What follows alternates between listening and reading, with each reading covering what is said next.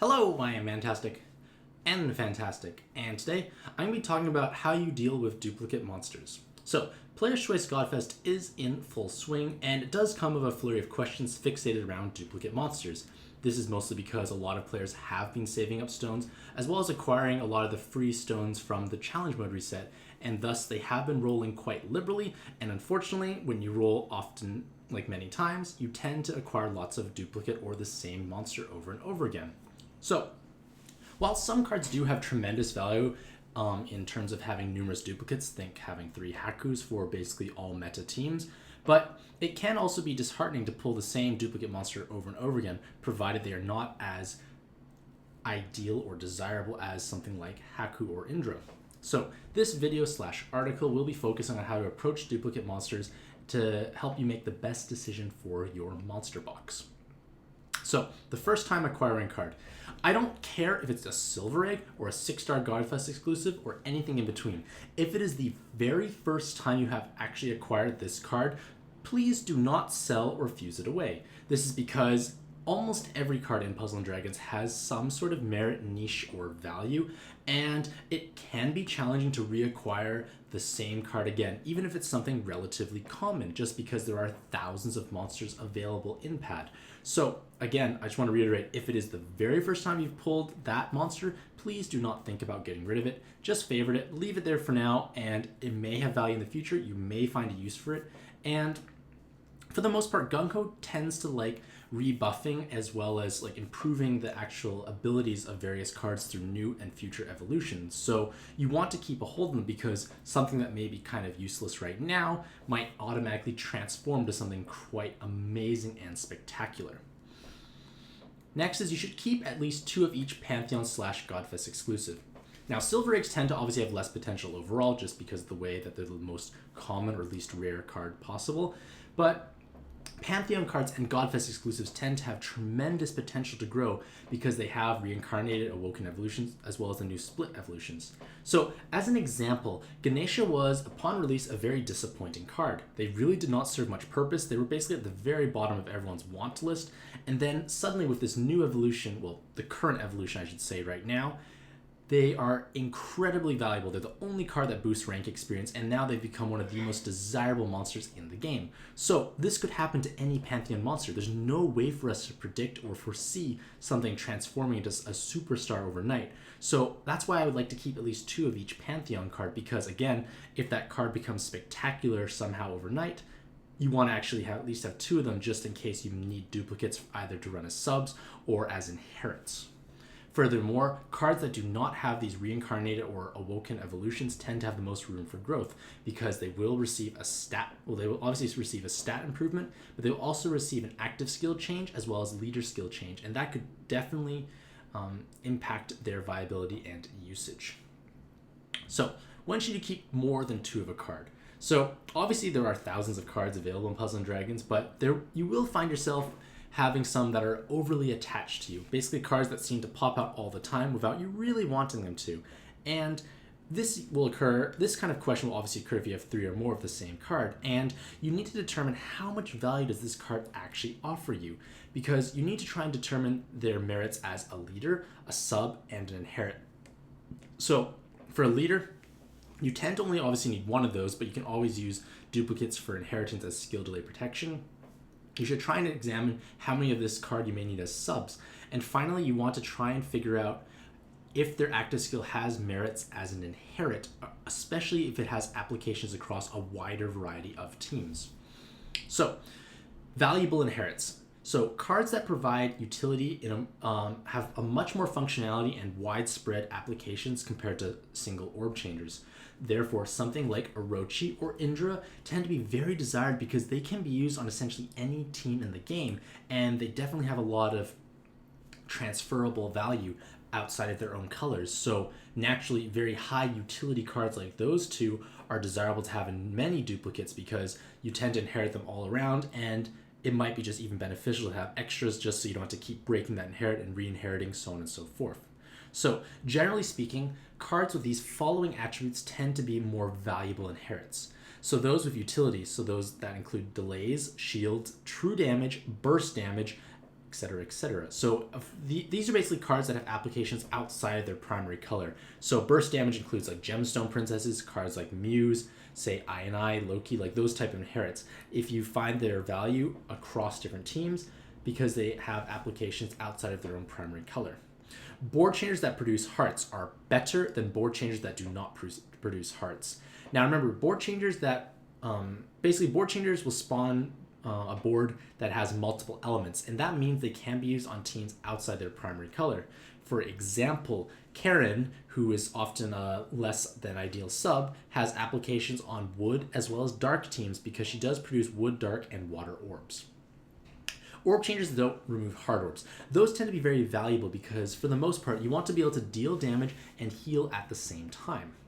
And you also want to keep a lookout for orb changes that keep key colors for more meta teams. So, for example, a Pandora's active skill is actually very powerful for Dark Athena because it produces dark orbs while generating hearts and does not take away those valuable water orbs. So, like active skills like that have merit. Furthermore, you want to try and keep an eye out for active skills that have much higher value tied into them that tend to have longer cooldowns. So, for example, something like Mitsunari is actually very valuable because he produces the tricolor board of dark, wood, hearts, as well as 2 turns of haste. So that's a tremendous amount of value, and because you're inheriting it anyways, it's okay if it's a little longer cooldown. And obviously you want to keep an eye out for active skills that are being used on your team, just so you can have SDR protection as well as a stat transfer on your leaders and subs. So again, this is kind of just a generalized list, and obviously you have to go at it on a monster box by monster box basis. But the main idea of this is I want you to try and think about what you're dealing with, because if you are more informed, you can make better decisions on your own. So another thing to keep an eye out for is what is a monster's current maximum evolution. So one beneficial aspect of being about 3 months behind Japan is that we can kind of see into the Puzzle and Dragons future what is coming out in about the next 3 months time frame. So we can see if cards are going to have value moving forward, as well as what evolutions are coming out if we want to plan and prepare for them.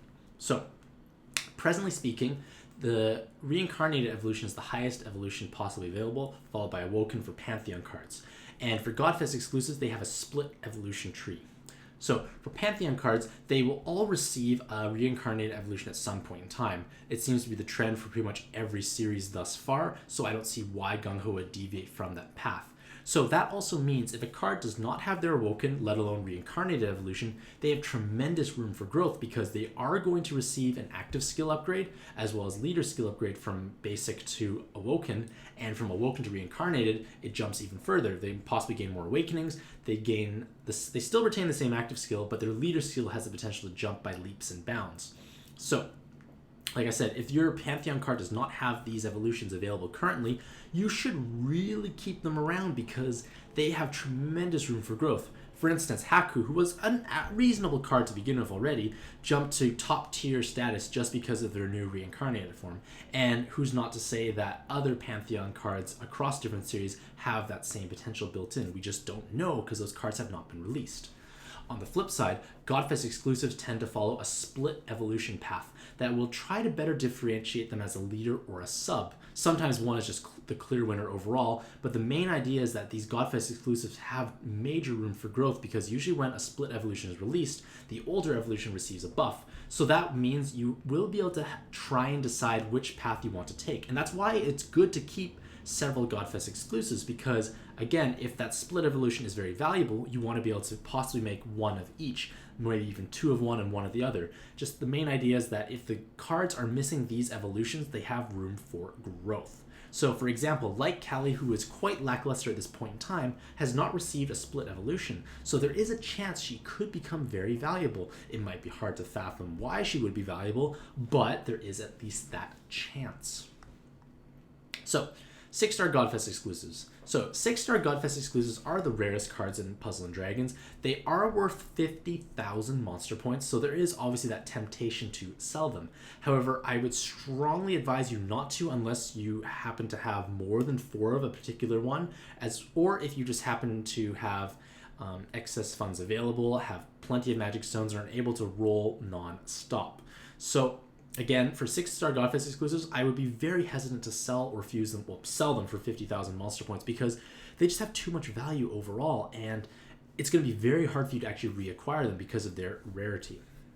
So how many is too many? So I would say, as a very safe rule of thumb, having no more than 4 of a single card, barring exceptional value or potential, is worth keeping. Because beyond 4, it's very hard to fathom a situation where you want to have that many cards on the team, because the system only requires 4 for the cycling, but system teams are outdated, so that may not come about anytime soon, as well as possibly even that active skill being inherited around. Maybe something like Indra, if you want to just never break inherits, would work out. I probably would just keep 5 Indras anyways. But the main idea is, if you have more than 4 of a card, it's probably quite safe to sell, unless they have no Awoken or Split Evolution available yet. There's the chance they could become amazing. And then one thing I do want to highly stress is that 1 Magic Stone is equivalent to 5 box space. Because if you are unsure as to what you should do with a particular card, or you're hesitant to fuse or sell them away, chances are you should not fuse or sell them away, because you have that hesitation. You are uncertain. That means there's something lingering in the back of your mind that wants you to keep it. And in all honesty, spend that 1 Magic Stone. You will gain 5 box space, and box space can be seen as a long-term investment because it never goes bad, in the sense that it's permanent. It's always going to be there. So to reiterate, if you're unsure, do not fuse or sell. So let's say you've gone through all that checklist and all those thoughts just above, and now you're thinking, do I want the plus eggs or the monster points?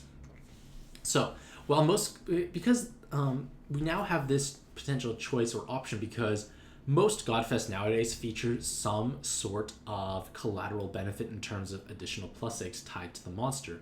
So it can become part of a decision of, do I want to fuse for the plus eggs or sell for the monster points?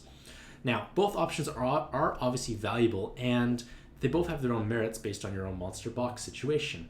But one thing I do want to stress is that we now have very easy methods and ways to actually acquire them.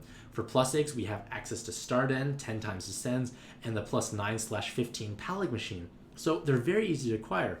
Conversely, monster points have become quite abundant, at least the last few months, because we've been giving out 500, 600,000 monster points in the last couple of months. So you could potentially have more than enough monster points at this point in time to purchase any card you want, or you're just simply hoarding and holding those monster points in hopes of something new being released in the future. But the main thing you have to ask yourself is, what do you need most? Do you need to get plus eggs to build up your main or primary team, or do you need more monster points to help purchase that monster point card that you're very close to? So from a farming perspective, in co-op, it takes 25 stamina to acquire 10 plus eggs from Starden, or 500 monster points from the Rogue Descends. However, when farming plus eggs, it's significantly easier, it's much faster, and it's quite accessible overall. So, at least for myself, I tend to use a 1,000 monster points equals 10 plus eggs template for determining if I want to fuse or sell. Thus, for example, a silver egg, which is worth 3,000 monster points, should have at least 30 plus eggs or more for me to fuse them away. If they have less, I will sell them. Again, this is just the template or rubric I like to use. It's not a hard, fast rule. You can obviously vary based on your own situation. But with that in mind, Godfest exclusives who are worth 15,000 monster points will always be sold away instead of fused for plus eggs.